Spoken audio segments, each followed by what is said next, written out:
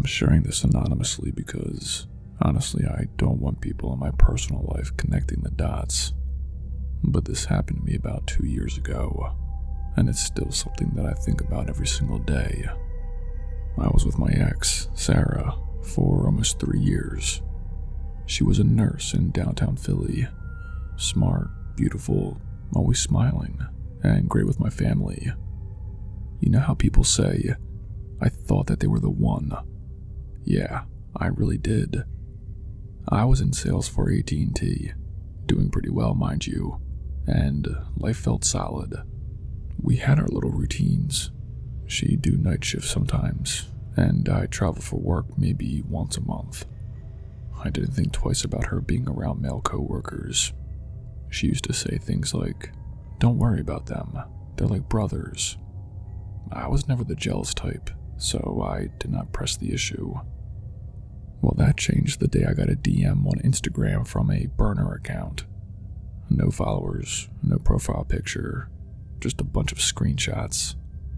Text between Sarah and 2 of her coworkers. At first I thought it was some kind of mistake, but then I saw the photos. Her in bed, messages confirming it all. I confronted her right away. She lied, said it wasn't her, that someone must have faked the screenshots. But I wasn't stupid. I reached out to one of the guys in the texts, some nurse named Kevin, and he did not even try to deny it. He told me flat out they had a threesome while I was in Dallas for a sales meeting. Him and another guy from the hospital. I seriously don't even remember hanging up the phone. I just remember staring at the wall. I felt humiliated, lied to, like I didn't know who I'd been living with for the last few years. Even when I told her what Kevin admitted to, she still denied it. And that's when I cut things off. I told her I was done, and that I needed my spare key back. She ghosted me after that. No reply, no "I'm sorry," nothing. I waited a couple of days, then said screw it, and changed the locks, figuring that was the end of it. A day later, I came home early from work. I was still in that post-breakup haze, you know. Thought I'd just chill, smoke a little, play some Call of Duty, and not think about her for once.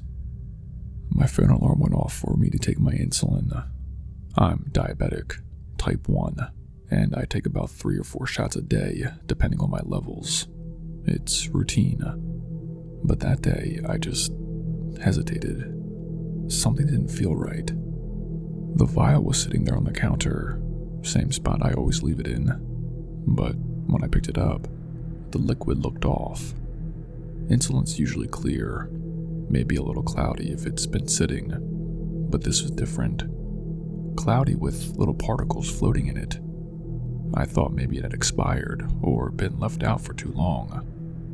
Still, something in my gut told me not to take it. I took a picture and called my provider, told them something seemed wrong. They told me to bring it in or mail it in for testing. I mailed it in and switched to a backup vial that I had. A few weeks later, I got a call from them. The woman on the phone sounded almost scared to tell me. She said there were traces of cleaning chemicals in the insulin, like actual household cleaning stuff. Bleach, window cleaner, stuff that should never be anywhere near medication. They told me the insulin had absolutely been tampered with. It wasn't a shipping error or a manufacturing issue. Someone had intentionally messed with it. I did not even have to think twice. I knew it was Sarah. She was the only one besides me who had access to the apartment. Even though I'd changed the locks, I hadn't changed them until 2 days after the breakup. I tried to call her, text her, nothing.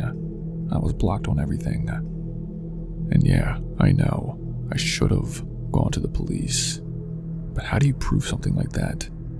I didn't have cameras in my place. There was no signs of forced entry. Just a gut feeling and a tampered vial.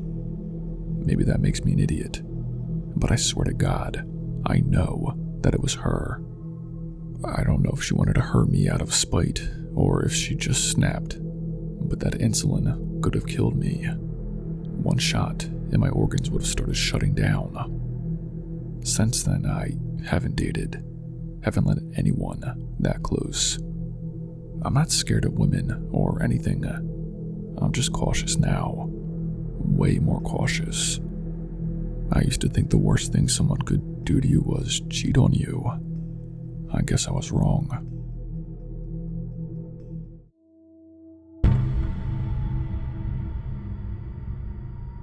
So this happened a couple of years ago.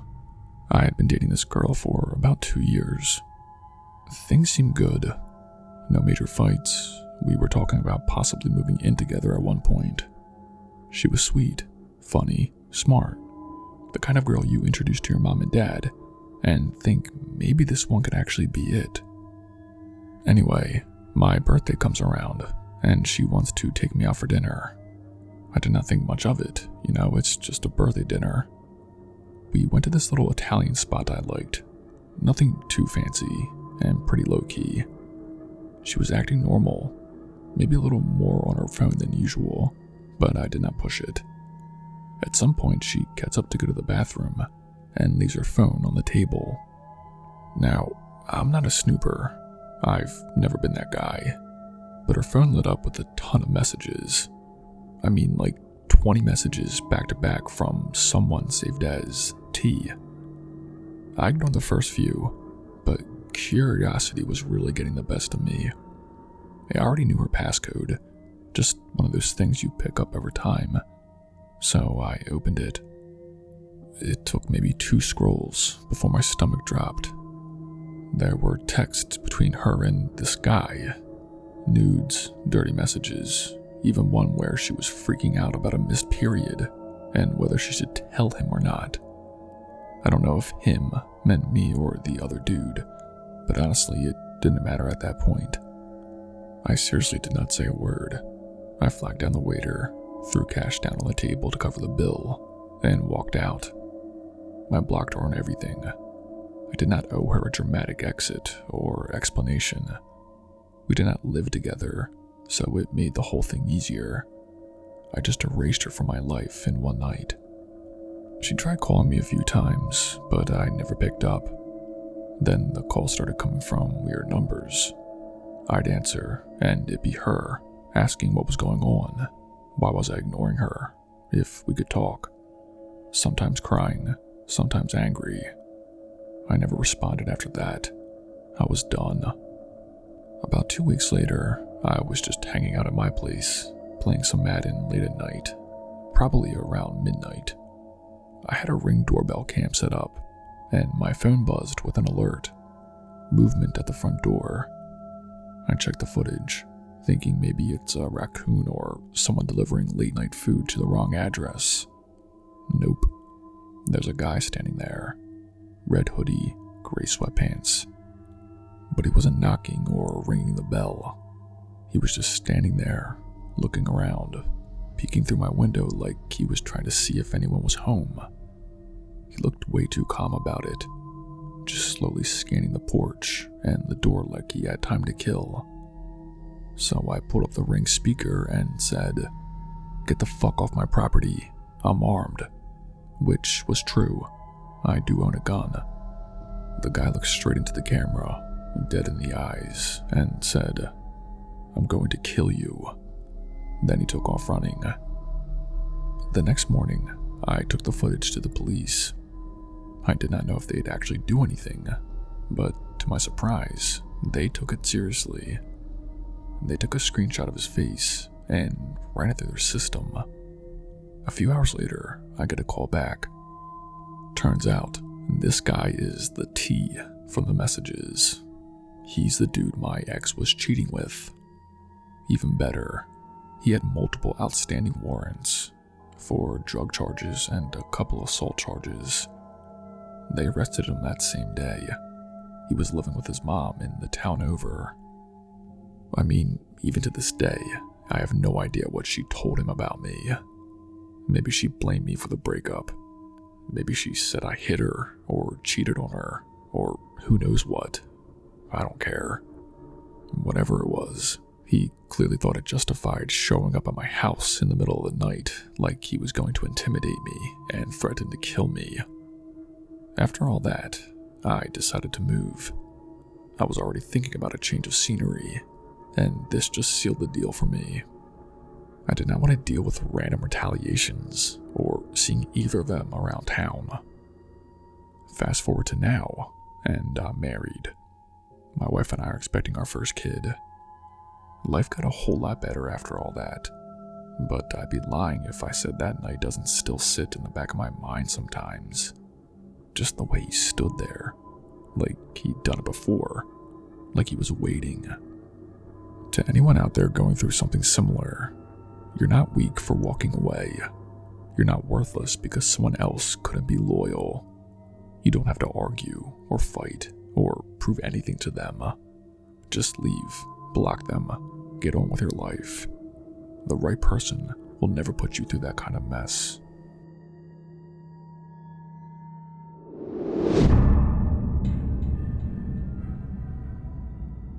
Hey, I'm not really sure how to start this, but I heard your channel tells true scary stories, and what happened to me a couple of years ago still messes with my entire being. It's not supernatural, at least I don't think it is, but it's definitely one of the most disturbing things I've been through. I've struggled with severe depression for most of my adult life. I've been on meds, in and out of therapy, and there were times I honestly did not think I was going to make it. Around the time this happened, I was finally trying to get my life together. I had a routine. I was eating again, sleeping a little better, and going to therapy regularly. One of the things that helped me stay grounded was my girlfriend at the time, Ava. She was the one person I felt like I could rely on. If I had a panic attack, she'd stay on the phone with me until I calmed down. If I had a depressive episode, she'd come over and just sit with me. I really thought she was in it for the long haul. One day I got my therapy appointment mixed up. I showed up a day early by mistake. Instead of heading home, I'd figured I'd stop by Ava's apartment and surprise her. She works from home, so I knew she'd be there. When I pulled into her driveway, there was a car I did not recognize parked outside. Some old beat-up Toyota Corolla. I assumed maybe it was a friend's, or a delivery driver, or something. But the front door was unlocked, which was weird. She always locked up. As soon as I stepped inside, I heard what sounded like hurried movement coming from her bedroom. My gut dropped. I moved toward the hallway, and she stepped out of her room, looking like she'd just run a mile. Her hair was messy, and she was trying to smooth it down. She was sweating, and her voice was shaky. Then, behind her, a guy I had never seen before came out of the room. He looked just as panicked. I peeked into the room and saw the bed half made, like someone rushed to fix it. There was a condom wrapper on the floor. I stood there in shock. I did not scream. I did not throw anything. I just broke down crying. I couldn't even speak. Ava started rambling, trying to convince me that it wasn't what it looked like, but I could see in her face she was lying. The guy dipped out without saying a word. Ava followed me to the door, crying me, asking me not to leave. I told her I needed space, and left without another word. The next day, I went to my actual therapy session. I told my therapist everything that happened, about Ava, the guy, the way I broke down. She just listened at first. Then, out of nowhere, she says I should put a hex on Ava. I laughed, thinking she was joking, but she was dead serious. She said something like, "There are women who can help you with things like this. People don't get away with hurting others for free." Now, I want to clarify, I'm a Christian. I don't mess with anything like that. No judgment to anyone who does, but that's not for me.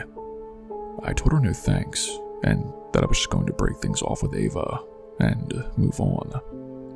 That same day after therapy, I texted Ava and ended things. She did not fight me on it. She said she was sorry and that she understood. Less than a week later, things started getting strange. I was scrolling on Facebook and saw that Ava posted her grandmother had been killed in a car crash. 2 days later, she posted again. Her family's dog had run into the street and been hit. A few days after that, she shared that her older brother, who was perfectly healthy mind you, had been diagnosed with stage 4 lung cancer. The guy does not even smoke. All this happened within 2 weeks of us breaking up. I did not know how to feel. Part of me thought it was karma, but another part of me felt sorry for her. No matter what she did to me, no one deserves that kind of back-to-back loss. At my next therapy session, I told my therapist what happened. She just smiled and said, "I went ahead and spoke with someone at a hex shop. I took care of it for you." I did not even know how to respond to that. I was stunned. I reminded her again that I did not believe in that kind of thing. She shrugged and said, "You don't have to believe in it for it to work." That still messes with my head. I don't know if it was just a string of horrible coincidences, or if that woman actually did something. I've since stopped going to that therapist. I found a new one who's helped me get back on track. I'm not angry anymore. I don't hate Ava either. But I do think about those 2 weeks a lot, and it makes me wonder if there are things out there that don't care whether we believe in them or not. Thank you for reading this. If you do share it, feel free to change my name. Just had to get it off my chest.